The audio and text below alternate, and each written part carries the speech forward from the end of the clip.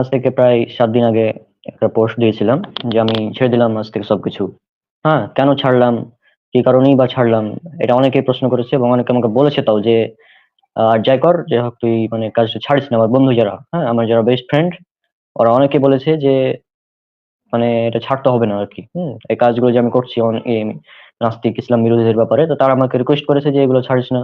হ্যাঁ, তারপরেও ছাড়তে হবে কেন, এর কারণটা আমি বলে দিই কিছু সংক্ষেপে, তাহলে আপনারা বুঝবেন বিষয়টা। যে আপনারা জানেন এবার অনার্স ফার্স্ট ইয়ারের যে রেজাল্ট হয়েছে, এটা প্রায় সবারই রেজাল্টটা আসলে মানে ভালো হয়নি, বলতে গেলে খারাপ বেশিরভাগই। হ্যাঁ, আপনি রাজশাহী কলেজের রেজাল্ট দেখেন, হ্যাঁ, রাজশাহী ইউনিভার্সিটি ডিগ্রি দেখেন, বা যে কোনো কলেজের রেজাল্ট দেখেন আপনি, এবার সবার রেজাল্ট খারাপ। আমার রেজাল্ট তুলনামূলকভাবে ভালোই আছে, যদিও তারা খারাপ মনে করছে। তো যাই হোক, আর মানে তাদের যে এটা মূল দাবি, হ্যাঁ, সেটা হচ্ছে যে আমি এই যে ইসলামিক কন্টেন্ট তৈরি করি, হ্যাঁ, ইসলাম নিয়ে পড়াশোনা করি, এই কারণে নাকি আমার রেজাল্ট খারাপ হয়েছে। আজীব ব্যাপার। হুম, মানে এটা হাস্যকর। কারণ এমন অনেক স্টুডেন্ট আছে আমার চাইতে ভালো ভালো স্টুডেন্ট, হ্যাঁ, সারাক্ষণ বই নিয়ে পড়াশোনা করে, স্কুলে একদম এসএসসি তে গোল্ডেন এ প্লাস পাওয়া ছাত্র স্টুডেন্ট। হুম, স্কুলে এ প্লাস পাওয়া স্টুডেন্ট, কিন্তু এখন আমার চাইতে রেজাল্ট খারাপ তাদের অবস্থা। হ্যাঁ, তো এই ইসলামিক কন্টেন্ট তৈরি করার জন্য রেজাল্ট খারাপ হয়েছে, এটা জাস্ট হাস্যকর কথা আমার কাছে মনে হয়।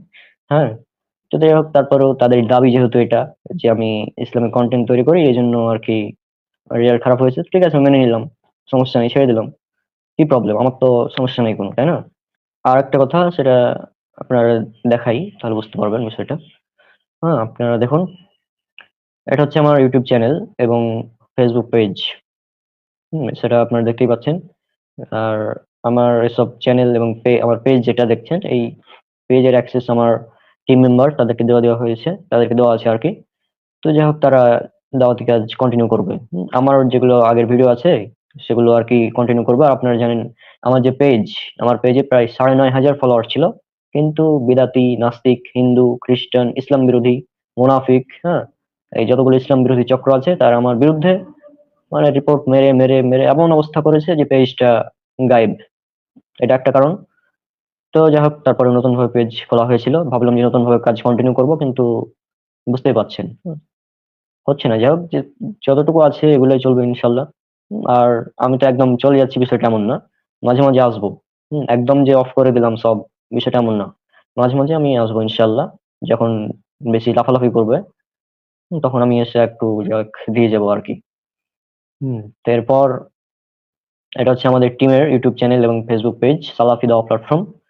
এখানে আমার টিম মেম্বার যারা আছে, ইকরামুজ্জামান রুকন, ফরদিন ইহসানন, হ্যাঁ, তারপর কামরুল হাসান, তারপর আমাদের রোহান খান, হ্যাঁ, এছাড়াও আরো অনেকে আছে। তারা দাওয়াতি কাজ করে থাকে এবং প্রত্যেকে নির্দিষ্ট টপিকের উপর দাওয়াতি কাজ করে। যেমন রোহান খান ভাই আমাদের, তিনি হাদিস অস্বীকারীদের একদম অ্যান্টি ভেনম জবাব দিয়ে থাকেন। তার তার ভিডিওগুলো আমাদের চ্যানেলে পাবেন। হ্যাঁ, আর এটা হচ্ছে আমার মূল দুটি আইডি, একটা মুসাব্বিরুল ইসলাম রওনাক, আর এমনি মুসাব্বিরুল ইসলাম, যেটাতে এখন লাইভ চলছে। হুম, মূল আইডিতে কিছু প্রবলেম আছে, যাই হোক, যে আইডিতে কিছুটা প্রবলেম আছে, তারপরেও আলহামদুলিল্লাহ চলে। এটা আমার মূল আইডি। আর এটাতে মেসেঞ্জার অন করা নাই, বাট এটাতে এখন লাইভ বিভিন্ন চলা হয়। তো আশা করছি আপনারা বিষয়টা বুঝেছেন যে, আর এটা আমার বই, আপনারা জানেন ভারত থেকে আমার বই ছাপানো হয়েছে, বিদাত কেন বর্জনীয়। হুম, তো এই বই লিখে আসলে যারা বিদাতপন্থী তাদেরকে মনে হয় তাদের অনেক মানে কি বলবো, বিদাত কেমন ভাবে খণ্ডন করা হয়েছে এই বইয়ে, যে তারা মানে আরো ক্ষিপ্ত হয়ে গেছে আমার উপর। হ্যাঁ, যদিও আমি, বিদাত তো আসলে ভাই, বিদাত জিনিসটা কি? হ্যাঁ, মানে আমিলা আমালান লাইসা আলাইহি আমরুনা ফাহুয়া রাদ্দুন। কেউ যদি এমন কোন আমল করে যা আমাদের দিনের মধ্যে নাই, সেটা বাতিল, পরিত্যাজ্য। সে মুসলিম, হাদিস নাম্বার 1718। হ্যাঁ, এবং হাদিস একাডেমি নাম্বার 4385। তো এ হচ্ছে বিদাত।